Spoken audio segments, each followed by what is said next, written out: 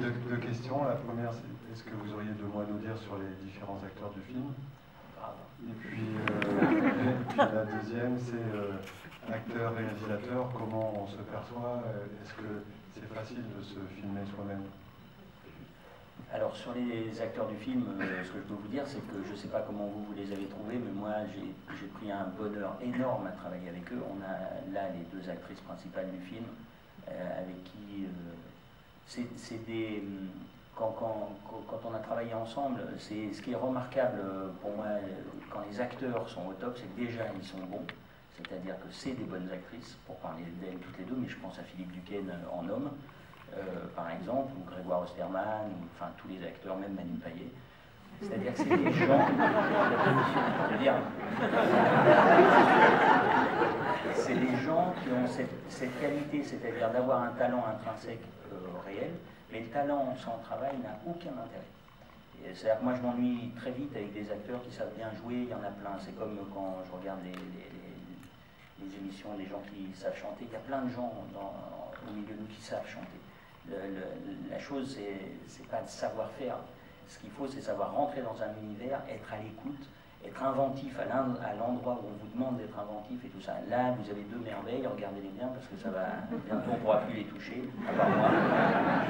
Donc, oh non. et donc, je trouve que ce plaisir que j'ai eu à travailler avec eux, voilà, c'était vraiment passionnant. J'adore ça. Et j'adore travailler avec les acteurs, j'adore les regarder travailler.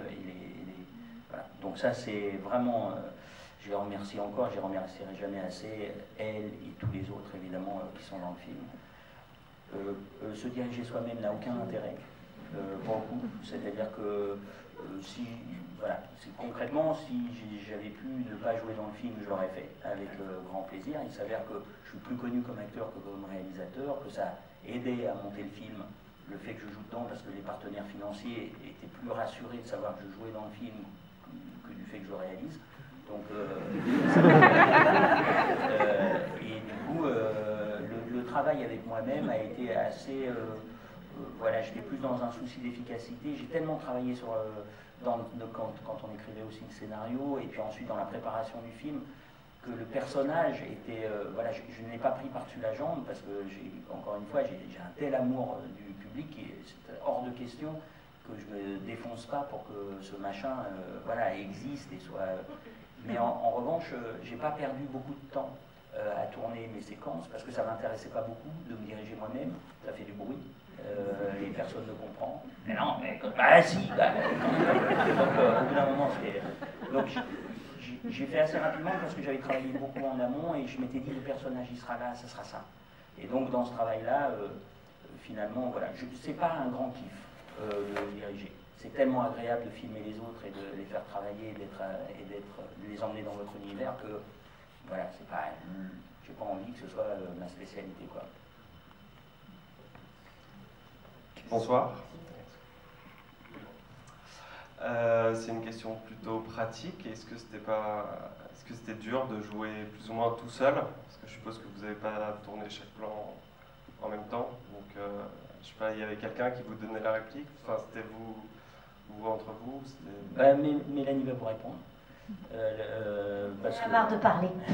Non, mais parce que c'était voilà, plus un enjeu pour tous les autres acteurs que... disons que non, c'était pas difficile parce que c'est vraiment ce que vivent nos personnages.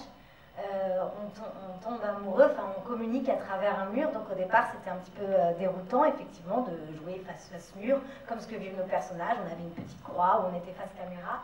Clovis nous avait, enfin en tout cas moi m'avait beaucoup prévenu que voilà, c'était voilà, qu'il fallait complètement adhérer quand il parlait d'univers, etc. C'était une des premières choses dans la direction d'acteur, d'accepter ce deal-là. Et puis là, il y avait une doublure quand même de l'autre côté du mur. Et justement, il lui avait demandé de donner la réplique de manière la plus neutre possible pour justement nous aider à développer notre imaginaire. Et moi, j'ai pu en fait inventer le machin que je voulais parce que ce qui est génial, c'est que j'ai découvert ce que faisait Clovis quand j'ai vu le film, puisqu'on n'a jamais joué ensemble, à part la petite pelle à la fin.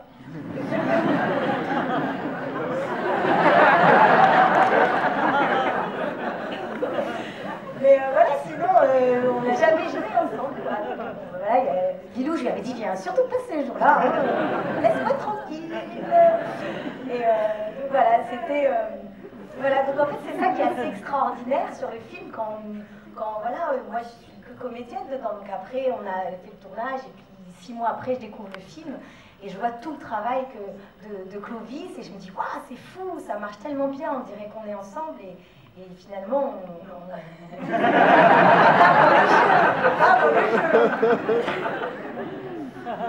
Voilà, c'était pas trop difficile.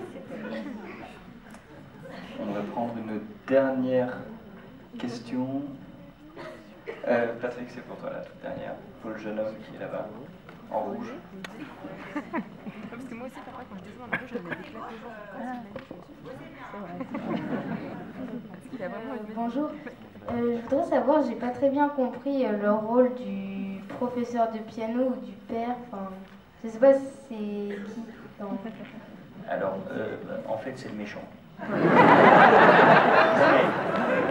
La question est pertinente parce que, à mon avis, je dis que vous n'êtes pas le seul à avoir un avis. Et il y en a qui pensent que c'est le père, il y en a qui pensent que c'est l'ancien amant, il y en a qui pensent que c'est le professeur piano chez qui elle vivait. Donc votre question, elle est pertinente. Et concrètement, vraiment la volonté dans le film, c'était de créer un personnage de méchant qui soit cette espèce de personne qui empêche de grandir, c'est-à-dire qui te met un poids permanent et qui empêche cette jeune femme de s'épanouir. Donc, et en même temps, il doit être intelligent et être un très bon professeur de piano, mais un peu rigoureux, et il n'admet pas que quelqu'un puisse s'épanouir voilà, aussi par lui-même sans passer par lui. Donc c'était ça l'idée. Donc c'est le méchant comme dans Walt Disney, comme dans Pixar. Pour moi, c'est vraiment le méchant. Et un bon coup de boule, ça fait pas de mal. Lilou, Mélanie, Clovis, merci beaucoup. Merci à tous.